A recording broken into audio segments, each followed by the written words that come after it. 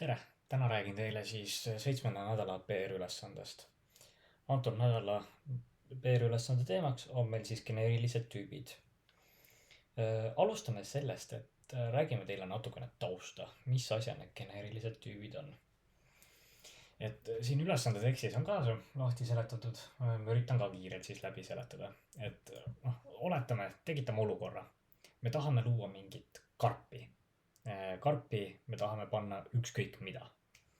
Kui te olete juba Javat natuke rohkem kasutanud, siis te olete vist juba sellest aru saanud, et meil on selline üldine klass nimega object. Kõik klassid, mida te Javas kirjutate, pärinevad sellest tüübist. Ehk teemegi näiteks endale mingi kastikese, et meil on mingi klass nimega box. Seal sees on meil mingi objekt, mida me hoiame. Ja kui me tahame nüüd sinna panna, siis kutsumegi sedasi välja selle. Nii, teoorias see nagu töötaks. Oletame, et me teeme nüüd mingi loomakese või mingi autokese endale. Või mingi mänguasja, mida sa tahad karpi panna. Nii, teeme endale selle klassi. Public class animal. Ja sellel loomal on nüüd omaette selline meetod olemas nagu eat.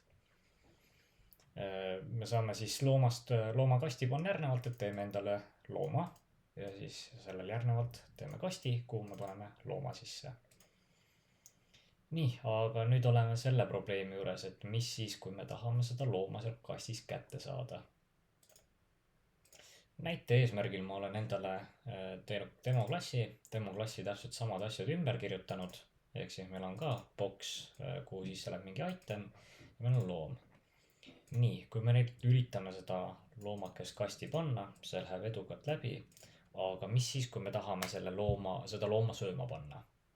Esimene asi, mida võiks teha, vaadata, et nii kastist objekti kätte saamiseks saame kasutada sellist meetodit nagu getObject, box.getObject. Nii, aga nüüd kus on eat meetod, kuidas me saame looma sööma panna? Et kuna klass object määrab ainult ära mingid sellise aluspõhja igale klassile, mis edaspidi seda kasutab, siis kuna me oleme antud looma objekttüübina ära salvestanud, siis me pääseme ainult ligi asjadele, mis objekttüübile vastavad. Sellest möödaminekuks me saame kasutada sellist võtet nagu kästimine. Ehk siis anname talle siin tüübi ette, et mis tüüpi objektiga meil tegu on.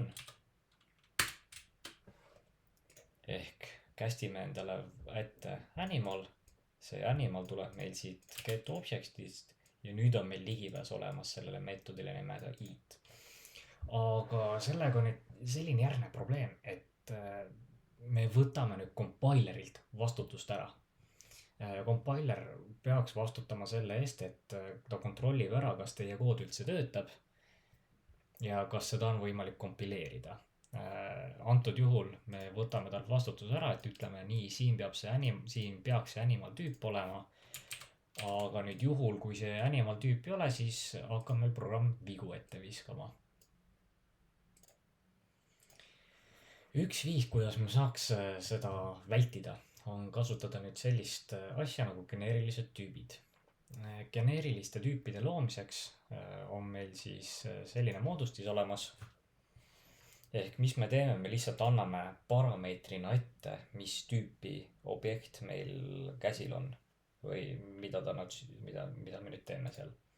Kui me tahame oma seda boxi muuta siin näiteks, et kuidas me saaks seda geneeriliseks teha, paneme päisesse need sulud ja paneme ükskõik mis asja võime sinna panna, ma panen tõhi sinna ja nüüd asendame selle objekti siin tõhiga ja seda siis igal pool. Nii, sedasi oleme omal selle boxi klassi geneeriliseks teinud. Ehk nüüd, kui me seda boxi nüüd deklareerime, me anname lisaks parameetrina kaasa, et mis tüübiga siin tegu on. Näiteks, et meil ongi siin see box olemas, selle ja ma kustutan ära. Et nüüd anname boxile ette, et nii, tegu on anima tüüpi boxiga. Siia ka teemantsulud. Ja mis meil nüüd juhtub, on see, et kui me nüüd teeme b.getObject, siis meil on siis ta juba teab ette ära, et jah, siin on animal tüüp ja vastavalt sellele me saame nüüd animali asjadele ligi. Kui antud võte nägi tuttav välja või et olete kuskil juba Javas näinud seda, siis te ei eksi, et sellised tüübid nagu list ja map'id, nad töötavad täpselt samamoodi, et nad võtab mingi geneerilise tüübi vastu, kus me deklareerime ära, et mis tüüpi elemendid sinna hakkab minema ja vastavalt sellele siis töötab asi edasi. Nii, aga tulles siis nädalülesande juurde. Nädalülesandeks on siis realiseerida nii-öelda hashmap, kus meil võtmeks on nüüd mingi elemendi tüüp, mingi geneeriline tüüp ja siis väärtuseks on omakorda map, kus sees on veel omakorda key ja value, mis on omakorda geneerilised tüübid. Noh, kui me vaatame seda näidet, et me teeme siin map'i, kus võtmeks on meil sõne ja siis väärtuseks on omakorda map, mille sees on sõne ja integer. Noh, et siit võime nagu näite ette tuua. Et need Estonia, Finland, Latvia, need on meil kõik võtmed siin. Ja vastavalt Estonia võtmele saame veel elemente kätte. Ja nii edasi. Et meil on siin ülesandes hulk meetodeid, mis nüüd vaja ära teha. Et void put, get keys, get map ja get all values. Et ma ütleks, et hakkamegi üleval pihta vaikselt. Et teeme endale selle faili valmis. Nii, esimene asi, mis siin ülesandes siis tegema peab.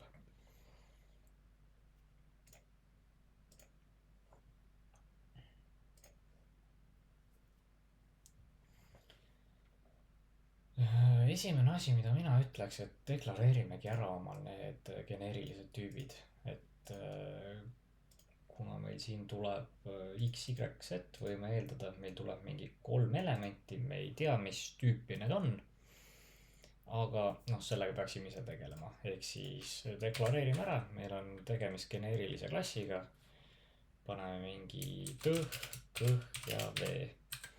Et siis meil on mingi root võti, meil on siis selle sisemise map'i võti ja sisemise map'i väärtus. Noh, ja kui juba mappidega tegemiseks läheb, siis deklareerime omal selle map'i ära ka.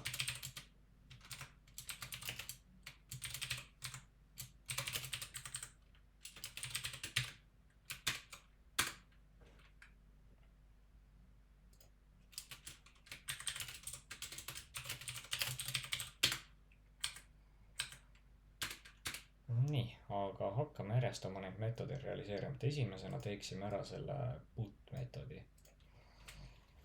Nüüd siis public void put ja nüüd kuidas me saame neid x, y, z kasutada siin või anda neile tüübid, et panemegi lihtsalt meetodi argumentidesse need. Et siis put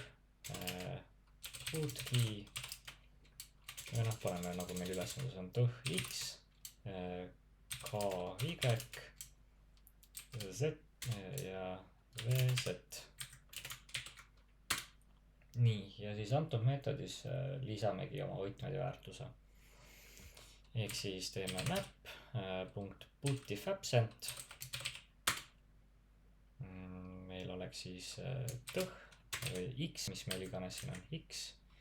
Ja teeme uue hashmap'i sinna. Ja siis map'ist võtame omakorda selle x'i ja paneme sealt saadud map'ile nüüd sinna y ja z-i. Ehk siis jah, meil on siin mingi võti, siin on mingi võti ja see siin on väärtus. Nii, edasi siis realiseerime ära public set get keys, võtmed on meil siis tõhid, get keys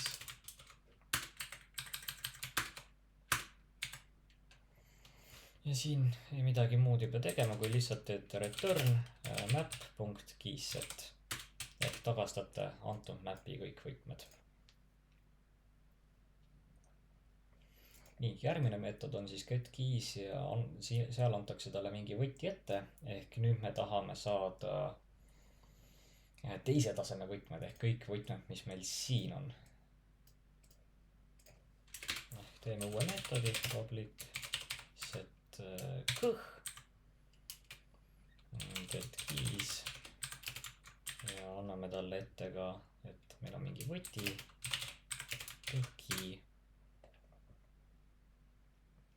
Ja siin me teeme nüüd return map.getOrDefault ehk siis üritame antud võtmes saada mingid asjad kätte ja kui neid ei ole olemas, siis me lihtsalt tagastame tühja mapi ja nüüd omakorda tagastame keyseti.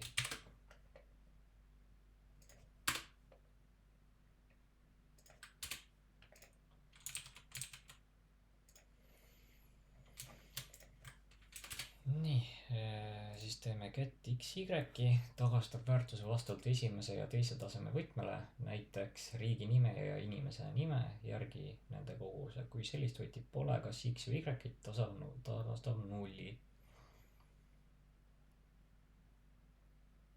Aha, ehk siis ta võtab meil selle esimese võtme ja siis ta üritab teises võtmes ka midagi saada ja kui leiab, siis ta annab meile midagi, kui ei leia, siis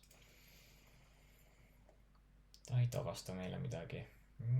Nii, selle jaoks siis teeme public get, mis on tõh X ja kõh Y.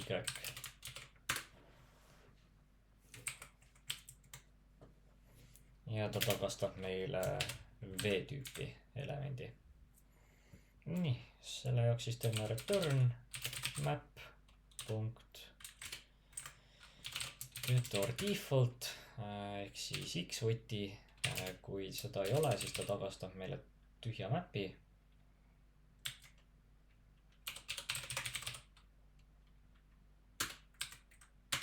Ja siis siit edasi me teeme uuesti getOrDefaulti ja üritame tagastada siis mis iganes meil Y-ga on. Ja tagastab 0, kui ei leia.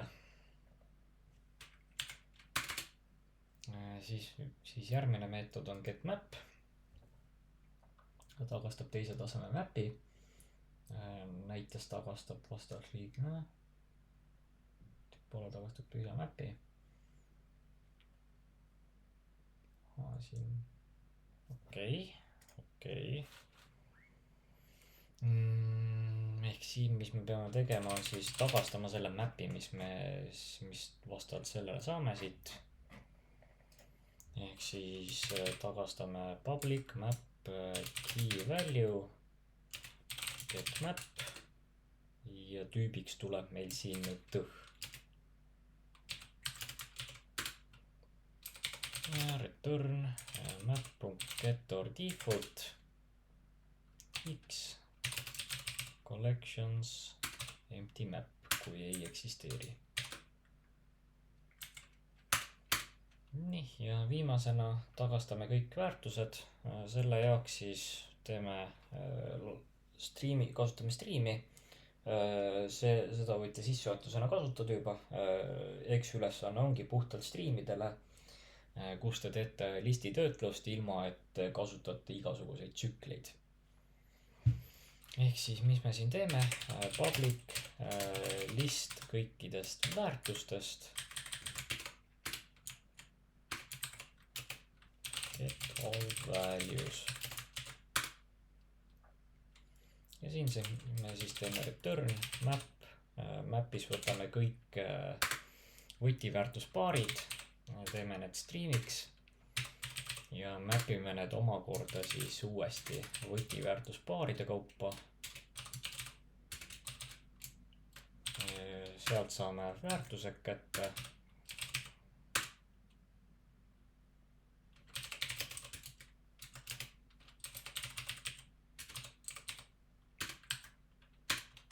Ja teeme listiks. antud viisil peaks ülesanne tehtud olema. Kontrollimiseks push ime üles.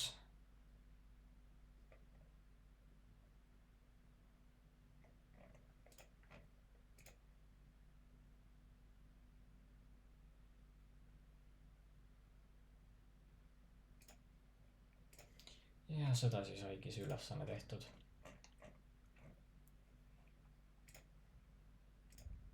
Ehk mida me lõpuks siin ülesandes tegime, oli me realiseerisime nii-öelda enda hash map'i, kus meil on siis ühe võtme asemel 2 võtit nii-öelda.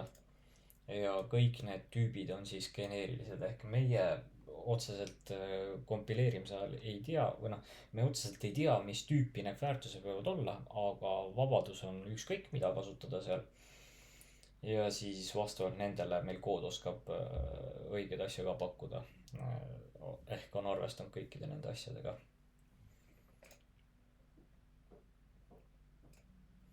Räägin natukene ka nädalülesandest 97-st.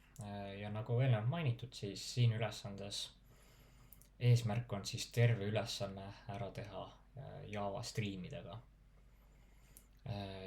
Pluss lisaks õpime paari asju veel juurde, kuidas näiteks kasutada local date'i, mis asjad on record klassid ja siin on veel nüüd üks selline tore asi, et siin on 3 küsimärki ehk see on meelega jäetud siia. Ehk kõik tuleneb sellest, et te peate tegema kitten klassi ja kittenil on selline asi nagu wallet ehk tema praegune raha või rahakoti seis. Ja siin on nüüd tähtis nüanss, et missuguseid andmetüüpe peaks kasutama rahaliste tehingute jaoks. Siin on mitu varianti. Üks nendest on nii-öelda tegelikult väga õige vastus ja ülejäänute peale annab mõelda, miks kasutada või miks just ei tohi kasutada. Ehk desimali puhul näiteks, floatide desimalide puhul on probleem see, et need võivad ebatäpseks osutuda, eriti suurte komadega arvutamistel näiteks. Integerid täisarvud, kui te just ei plaani sentides hoida oma rahakoti seisu, siis nendest erilist kasu ei ole. Ja siis on meil veel selline andmetüüp nagu big decimal olemas, ehk mis on desimalarv, aga ta on kõige täpsem võrreldes teiste andmetüüpidega. Ehk siin natuke annab mõelda, et millist andmetüüpi sellel kassil siis rahana kasutada. Need klassid on ette antud, HTTP exception, ja nüüd siin on meil siis kitten statistics klass. Terve see klass peab olema tehtud striimidega.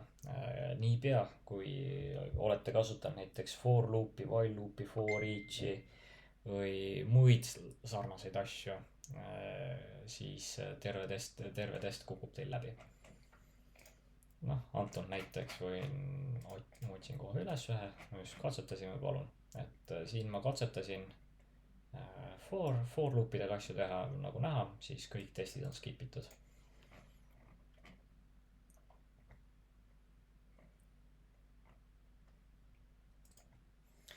Rohkem mul selle nädala kohta kommenteerida ei ole. Soovitan kohapeal praktikumides käia küsimuste korral, võib ka küsida online'is Discordis, kui mingi asi kahtlaseks jääb. Aga tänaseks kõik, järgmise korrani.